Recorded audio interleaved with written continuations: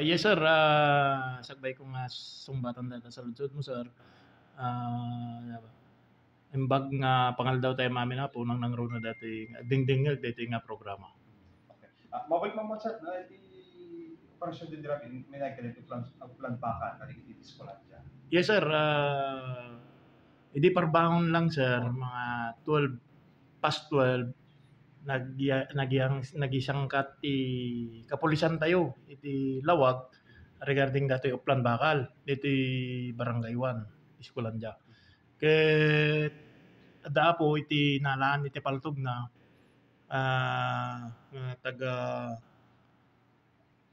Gijan dito banna. Nga misuna po ket taga Albay. Taga Albay isuna. So dati nga nalaan mi apo nga aggijan dito banna ket driver iti businessman dito banna. So according iti pulis tayo nga napan nag-response and naguplan bakal. Voluntary naman tapo nga impakita dati bag na which is dati paltog na caliber 45 with inserted magazine, 6 ammunition. So immediately po di kiti police tayo in-inform na ti Miranda rights na and immediately arrested di tao and turn over dito yung police station for proper documentation ako. Ako may pakinasa ng dokumento sir. Yes sir, may panggap data LTOP na kada PTC4 na di rabi sinaludsod na datan nga may pakita na so itinaramid mi tat di parbangon sir nag-request para verification kami JFEO. So ororay mi pa iya po feedback ti LTO kanya may no dati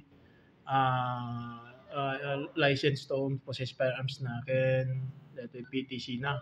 And then the same time sir habang ororay mi di ay naki-coordinate kami to operation to PPO and then the operation tayo dito Lawag City Police Station for checking no damal lang iti records na dito yung the firearms na ket license or not.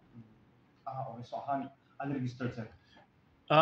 Dito yung police station sir ket awan ti record na to so the firearm verification na sa result ororay mi tata. Dito tao sir, ano iti resulta iti background investigation iti inquiry? Dito profile na dati tao sir ket sumunod di ko nagtatay nga driver iso na po iti businessman dito banna. Pawat criminal record ng bank. Taga barangay Valdez sir dato nag-boundary yan iti di barangay Valdez apo ket nag-boundary yan iti Nueva Era, Marcos and Sursuna. Okay. So di white iti plan bakal iti parbangon hamot nga nag-resist iti suspect sir.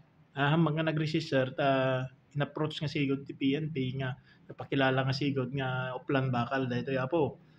Ket tumagder tayo with recording body worn camera tayo nga nag-voluntary damay nga timadder nga siyempre di police tayo nga dadjay ada nakita nang alleged nga bag na diay inamin na mga bag na yung pina-open na voluntary na mga in-open nakita na di paltog.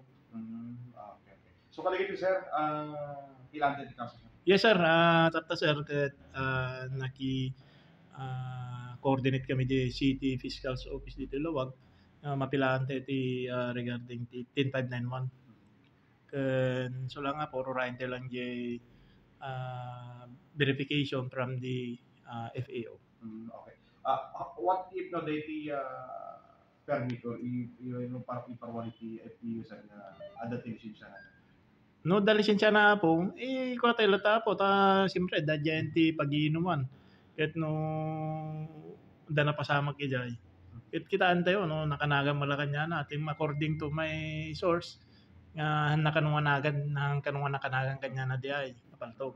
Okay. Sir, lastly, anong panawagan din especially iti mahilig kayo gusto nga ba panawagan din ang nandang saksakma or salungasi iti white din operasyon? Yes sir, dito Lawag City Police Station na po dati unannounced nga uplan bakal may dito iti pag-iinuman. Awan ti pilpilyan may apo oray nya nga pag-iinuman dito within Lawag City. So apo no tiyambaan da kayo or nga giinom dita nga da paltugyo ket nagpipinasinsyahan tayo po. Data raramidam mi lang ti trabaho mi for peace and order ti Lawag City. Sure.